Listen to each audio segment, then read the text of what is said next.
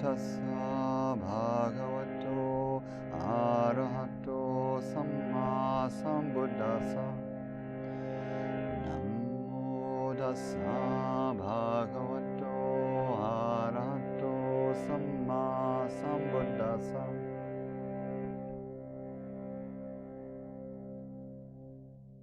Arrange the body for stillness in whatever posture is appropriate. Often we'll say that we're going for a balance between comfort and alertness. In loving-kindness practice, there's a leaning toward comfort, right? It's not as easy to cultivate loving-kindness and compassion and appreciation and equanimity when there's physical pain. I might say that it's easy, relatively easy sometimes if the pain isn't too intense, to cultivate self-compassion and some equanimity. That's the primary training. But for loving kindness, it's good to start in a pretty comfortable way. So setting ourselves up for some comfort in a relaxed and steady posture. Eyes can be open or closed. Welcoming ourselves into this place, this circle, this moment, into the field of practice.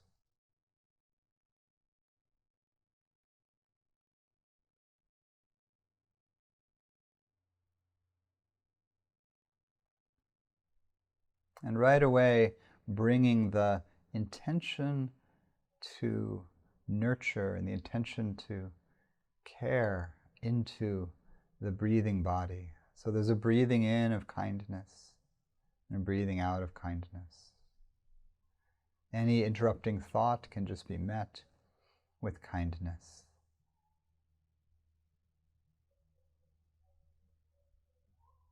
Patience may be here, welcoming the practice of acceptance of ourselves and others.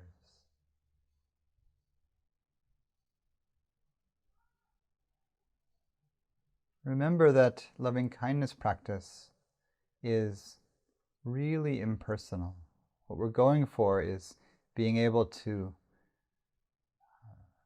extend the friendliness of Mettā. Mettā literally means friendliness. The friendliness and benevolent gaze of Mettā to all beings without exception. And this means to evil people, to those who act in ways that we find really quite terrible in the world. Those who cause the massive suffering or seem to cause the massive suffering in the world. Right away, Mettā overwhelms that evil with a greater force, which is the force of love. But because it's universal or indiscriminate, it can't have in it any of the judgment or preference that we have when we're engaged in ethical practice.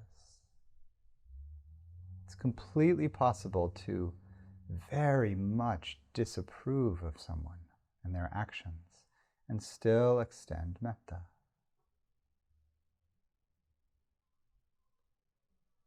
So Mettā by its nature is non-dual. By its very nature, it is not discriminating or separating practice, but a unifying,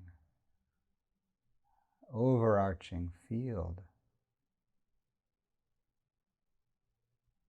Breathing with loving kindness, filling the body, extending out from the body in all directions, with the intention that none are left out of the field of kindness, whatever their actions or intentions.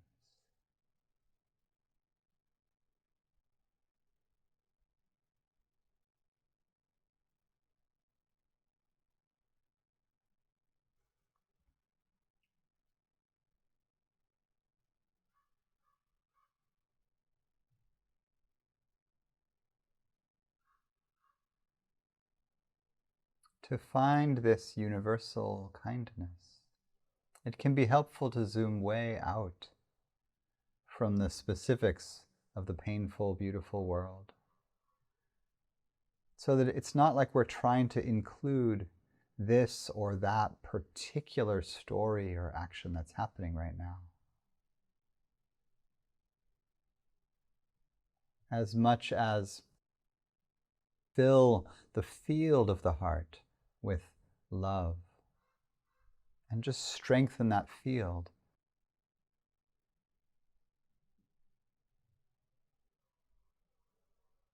If everywhere in all directions really means everywhere in all directions, then we don't have to think about particulars here. You can just strengthen the field of loving.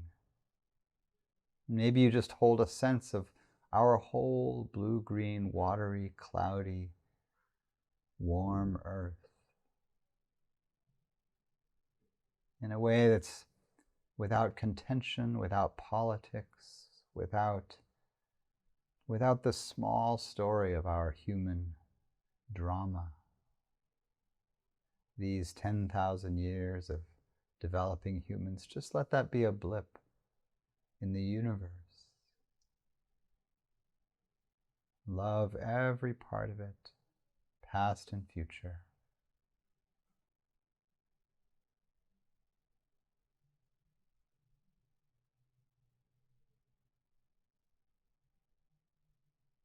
And just notice the response of the heart to practicing in this way. Notice any feelings that arise, any energies present, and those that feel wholesome and connected with metta. Breathe into them, strengthen them, invite them to grow.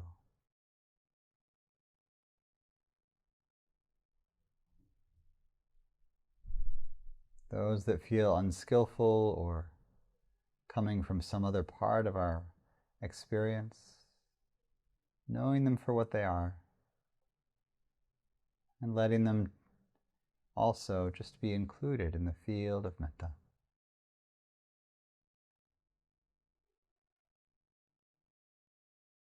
May all beings be at ease. May all beings be at peace.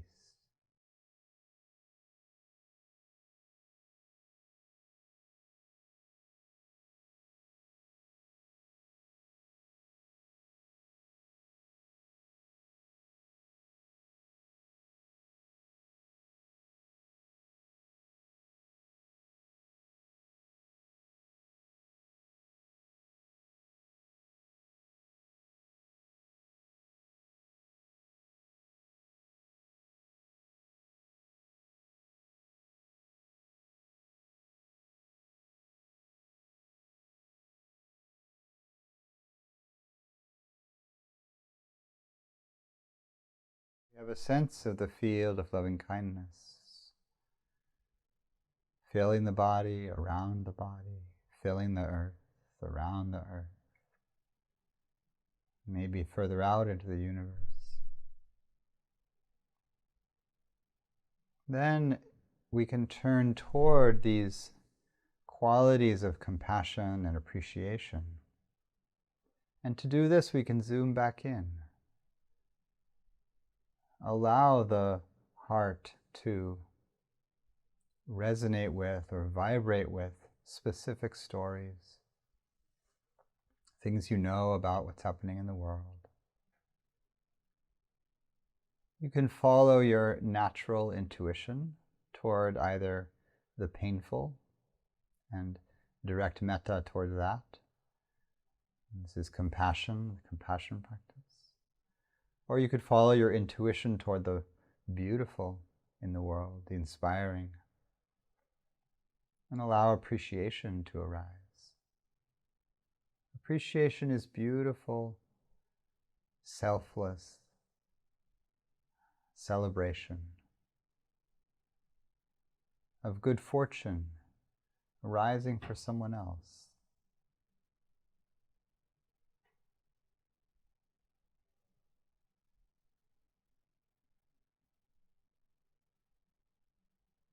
So you can follow your intuition toward these For many of us, our training is to prefer the negative.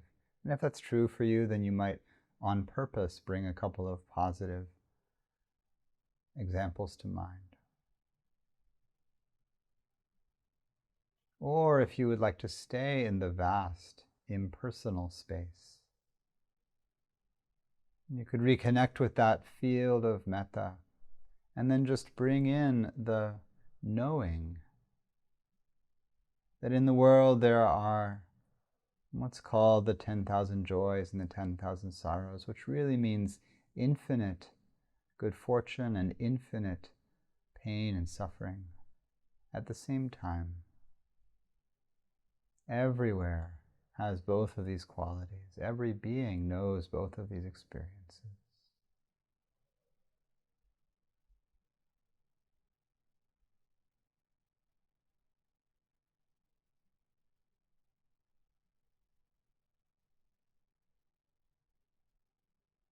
But because the painful is always specific, and good fortune is always specific, turning to compassion and appreciation can also be a turning away from the non-dual or the unitive field of love toward the particular.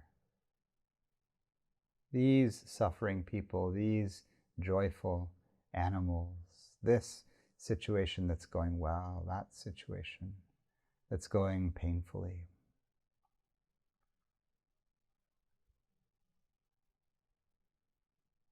Notice what happens in the heart as we turn back toward the specificity of the world. You might allow particular people, moments, stories to come to mind.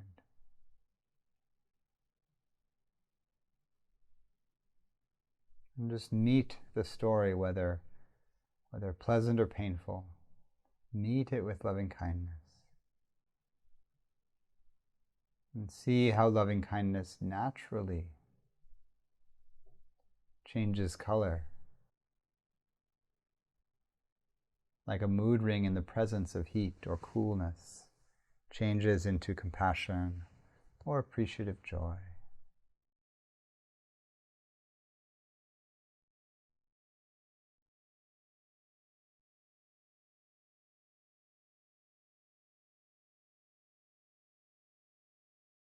So we'll sit in silence in this way.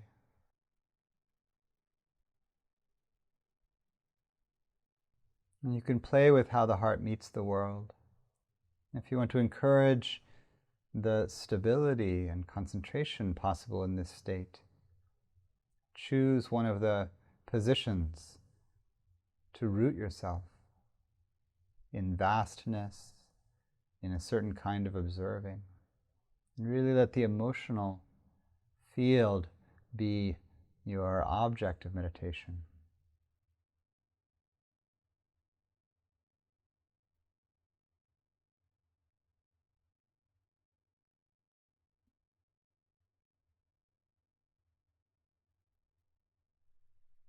And if it gets too complicated or cognitive, just coming back to the body breathing is good.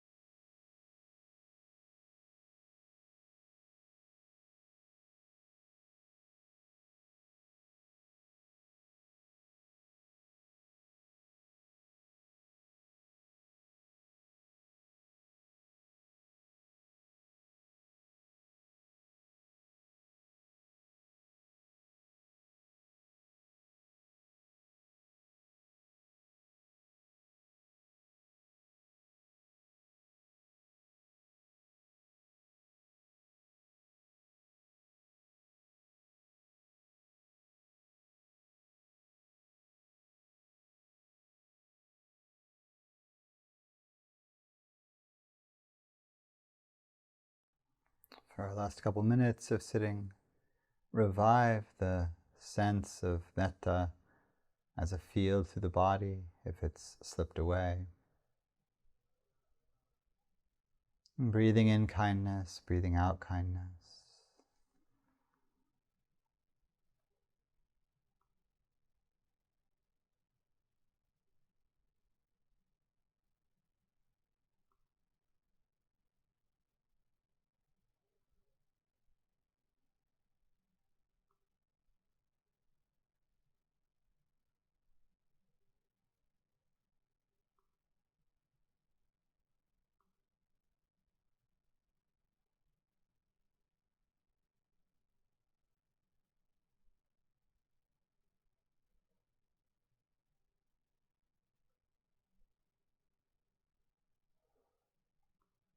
And we'll close our sitting with the Metta Sutta.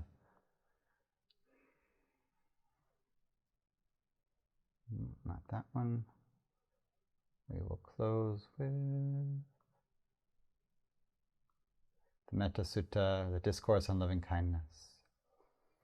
So listen for the sense, or feel for the sense of infiniteness in this text, magic spell, invocation, instructions, and the Discourse on Loving Kindness. This is what should be done by one who is skilled in goodness and who knows the path of peace. Let them be able and upright, straightforward and gentle in speech, humble and not conceited, contented and easily satisfied, unburdened with duties and frugal in their ways, peaceful and calm and wise and skillful, not proud and demanding in nature. Let them not do the slightest thing that the wise would later reprove, wishing in gladness and in safety. May all beings be at ease, whatever living beings there may be, whether they are weak or strong, omitting none, the great or the mighty, medium, short or small, the seen and the unseen, those living near and far away, those born and to be born. May all beings be at ease. Let none deceive another or despise any being in any state.